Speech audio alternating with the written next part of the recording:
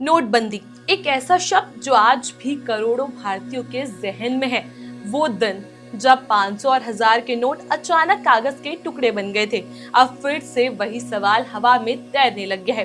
क्या बड़े नोटों को पूरी तरह बंद कर देना चाहिए या सिर्फ 100 या 200 रुपए के नीचे के नोट चले, या इससे करप्शन रुक जाएगा? आंध्र प्रदेश के मुख्यमंत्री चंद्रबाबू नायडू ने इस बहस को फिर से जिंदा कर दिया। नमस्कार, आप देख रहे हैं द हिंदी टॉप और आपके साथ मैं चेष्टा नागर। लेकिन क्या वाकई बड़े नोट ही करप्शन के असली दोषी है? इस सवाल का जवाब जानने के लिए हमें थोड़ा पीछे जाना होगा, कुछ देशों की तरफ देखना होगा और फिर भारत की अपनी कहानी को समझना होगा। तो चलिए बताते हैं हम आपको। कहानी की शुरुआत होती है एक इंटरव्यू से, जिसमें आंध्र प्रदेश के मुख्यमंत्री चंद्रबाबू नायडू कहते हैं कि सभी बड़े नोटों को बंद कर देना चाहिए। जी हाँ, उनका कहना है कि अगर 500 और 2000 जैसे बड़े नोट बंद कर दिए जाएंगे और सिर्फ 100 और 200 रुपए तक के नोट चले तो इससे करप्शन पर लगाम लगाई जा सकती है। उनका कहना था कि जब भी रिश्वत दी जाती है या काला धन जमा किया जाता है, उसमें ज्यादातर बड़े नोटों का इस्तेमाल होता है और अगर ये बड़े नोट ही नहीं रहेंगे तो करप्शन करना मुश्किल हो जाएगा। लेकिन ये बात क्या इतनी आसान है? भारत पहले से ही एक बार नोटबंदी कर चुका है। 8 नवंबर 2016 को प्रधानमंत्री नरेंद्र मोदी ने टीवी पर आकर देश से कहा, 500 और 1000 रुपए के पुराने नोट अब बंद कर दिए गए हैं। देश की जनता कतारों में लग गई, बैंकों में भीड़ लग गई और सबने सरकार का साथ दिया, क्योंकि बताया गया है कि इससे काला धन और करप्शन खत्म हो जाएगा। लेकिन क्या वाकई ऐसा हुआ? बाद में सरकार ने 500 और 2000 के नए नोट जारी किए और फिर 2023 में 2000 रुपए के नोटों को धीरे धीरे वापस लेने की प्रक्रिया शुरू हो गई। आज 98% से ज्यादा 2000 के नोट सिस्टम से बाहर हो चुके हैं। अब सवाल ये उठता है, क्या चंद्रबाबू नायडू जो कह रहे हैं वो नया है? असल में नहीं। भारत में कई इकोनॉमिक एक्सपर्ट और इंस्टीट्यूशन पहले भी कह चुके हैं कि बड़े नोटों से भ्रष्टाचार को बढ़ावा मिलता है, इसलिए उन्हें हटा देना चाहिए। लेकिन ये बहस सिर्फ भारत तक सीमित नहीं है।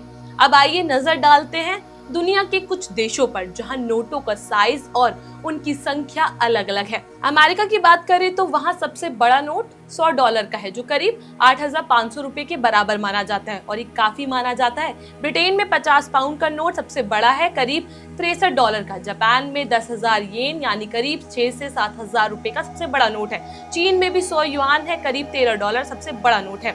स्विट्जरलैंड और सिंगापुर जैसे कुछ देश भी है, वहाँ 100 स्विस फ्रांक और 10,000 सिंगापुरी डॉलर तक के नोट चलते हैं। लेकिन देशों की अर्थव्यवस्था बहुत मजबूत है और यहाँ पारदर्शिता भी ज्यादा है। अब बात करते हैं पाकिस्तान, ईरान और जिम्बाब्वे जैसे देशों की, जहाँ बहुत बड़े नोट तो चलन में है लेकिन यहाँ की करेंसी की कोई वैल्यू नहीं है।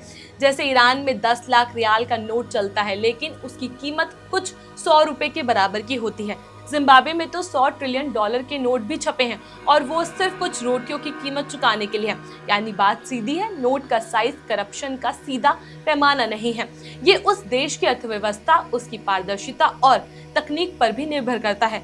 अब आइए भारत लौट आते हैं। भारत की अर्थव्यवस्था अब धीरे धीरे डिजिटल हो रही है। UPI payment, QR code, online transfer अब गांव-गांव तक फैल चुका है, लेकिन आज भी लाखों लोग नगद लेन देन पर निर्भर हैं, खासकर ग्रामीण और असंगठित क्षेत्र में। अगर आप बड़े नोटों को पूरी तरह बंद कर देंगे तो इन लोगों को काफी दिक्कत हो सकती है, साथ ही सरकार को भी, क्योंकि छोटे नोटों की प्रिंटिंग, स्टोरेज और ट्रांसपोर्ट का खर्चा बढ़ जाएगा। इसलिए कुछ एक्सपर्ट्स का मानना है कि हमें डिजिटल ट्रांजैक्शन को और बढ़ावा देना चाहिए, साथ ही बड़े नोटों की निगरानी बढ़ा देनी चाहिए ताकि करप्शन पर लगाम लगाई जा सके। लेकिन ये बात भी सच है कि जब भी 500 और 2000 के नोट रिश्वत और हवाला ट्रांजैक्शन में ज्यादा इस्तेमाल होते हैं तो सरकार को इसके विकल्प जरूर खोजने चाहिए। क्या चंद्रबाबू नायडू की बात में दम है? शायद हाँ, लेकिन इस पर सिर्फ भावनाओं से नहीं, फैक्ट्स और प्रैक्टिकलिटी से भी सोचना होगा। क्या भारत तैयार है सिर्फ 100 और 200 रुपए से चलने के लिए? क्या छोटे नोटों से एक बड़ी अर्थव्यवस्था संभली जा सकती है? क्या सरकार नोटबंदी के अनुभव से कोई सबक ले पाएगी? ये सवाल अब हर भारतीय के मन में है। तो क्या सभी बड़े नोटों को बंद कर देना चाहिए? क्या इससे वाकई करप्शन खत्म हो जाएगा या फिर हमें इसके लिए सिस्टमैटिक सुधार और डिजिटल पेमेंट्स के विस्तार की जरूरत है? फैसला सरकार को लेना है, लेकिन जागरूक नागरिक होने के नाते सवाल पूछना हमारा हक है। नोटबंदी का दर्द भारत झेल चुका है, अब कोई भी फैसला सिर्फ राजनीतिक नहीं, व्यवहारिक भी होना चाहिए। देखते हैं आगे क्या होता है। इस पूरी जानकारी पर आपकी क्या है राय, हमें कमेंट सेक्शन में जरूर बताइएगा। इस खबर में बस इतना ही। ऐसी वीडियो के लिए आप हमारे चैनल द हिंदी टॉप को सब्सक्राइब कर लीजिए, साथ ही बेल आइकन का दबाना ना भूलें। और इसके अलावा आप हमें एक्स, इंस्टाग्राम और फेसबुक पर भी फॉलो कर सकते हैं। नमस्कार।